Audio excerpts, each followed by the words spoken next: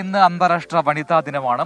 ലോകമെമ്പാടുമുള്ള സ്ത്രീകളുടെ സാമൂഹിക, സാമ്പത്തിക, രാഷ്ട്രീയ നേട്ടങ്ങളെ ആദരിക്കുകയും സ്ത്രീകളുടെ തുല്യത ഉറപ്പുവരുത്തുകയുമാണ് ഈ ദിനാചരണത്തിന്റെ ലക്ഷ്യം.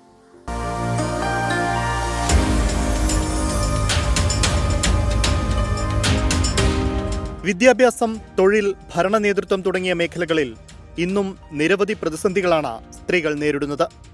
ലിംഗവിവേചനം, വേതനത്തിലെ അസമത്വങ്ങളും വിഭവങ്ങളിലേക്കുള്ള പരിമിതമായ പ്രവേശനവും സ്ത്രീകളെക്കുറിച്ചുള്ള പരമ്പരാഗത സാമൂഹിക പ്രതീക്ഷകളുമെല്ലാം സ്ത്രീകളുടെ പുരോഗതിക്ക് വിഘാതമായി ഇന്നും തുടരുന്നു.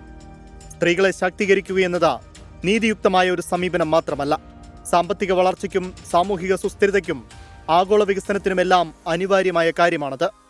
ലോകമെമ്പാടും സ്ത്രീകൾ നേരിടുന്ന വെല്ലുവിളികളും അസമത്വങ്ങളും തുറന്നുകാട്ടുകയും അതിജീവന പോരാട്ടത്തിൽ വിജയം കൈവരിച്ചവരെ ആദരിക്കുകയും ചെയ്യുന്ന ദിനമാണ് അന്താരാഷ്ട്ര വനിതാ ദിനം. തൊഴിൽ സമയം കുറയ്ക്കുക, വേതന വർധന, വോട്ടവകാശം നൽകുക തുടങ്ങിയ ആവശ്യങ്ങൾ ഉന്നയിച്ച 1908 ന്യൂയോർക്ക് നഗരഹൃദയത്തിലൂടെ വസ്ത്രനിർമ്മാണശാലയിലെ 15,000-ലധികം സ്ത്രീ തൊഴിലാളികൾ സംഘടിപ്പിച്ച ഒരു പ്രതിഷേധ പ്രകടനമാണ് പിന്നീട് അന്താരാഷ്ട്ര വനിതാ ദിനത്തിന് വഴിയൊരുക്കിയത്. സാമ്പത്തിക സ്വാതന്ത്ര്യം, ന്യായമായ വേതനം, നേതൃത്വപരമായ റോളുകൾ എന്നിവയിൽ സ്ത്രീകളെ പിന്തുണയ്ക്കുകയും ലിംഗപരമായ വിവേചനത്തിൽ നിന്നും സ്ത്രീകളെ മോചിപ്പിക്കുകയും ചെയ്യേണ്ടതിന്റെ ആവശ്യകതയാണ് ദിനം അടിവരയിടുന്നത്.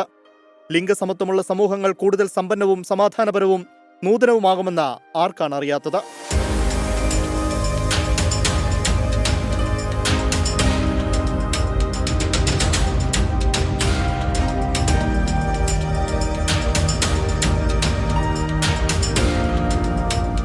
എല്ലാവർക്കും 24-ന്റെ വനിതാ ദിനാശംസകൾ.